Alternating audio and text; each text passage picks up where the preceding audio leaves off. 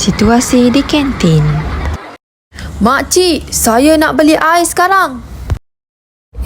Ya nak, terkejut makcik. Kenapa nada kamu terlalu kuat? Amir, intonasi suara kamu terlalu keras. Gunakan intonasi yang lembut supaya tidak menggurus hati orang lain.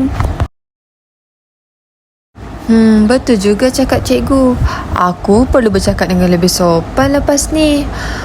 Kesian makcik tu. Assalamualaikum makcik. Boleh saya minta segelas air? Waalaikumsalam. Nah Amir, ini air kamu. Makcik gembira melihat Amir bercakap dengan sopan.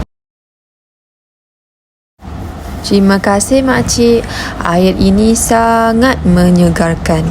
Saya sebenarnya dahaga. Anak-anak murid cikgu, sebutan dan intonasi sangat penting dalam komunikasi supaya dapat menunjukkan rasa hormat kepada orang lain.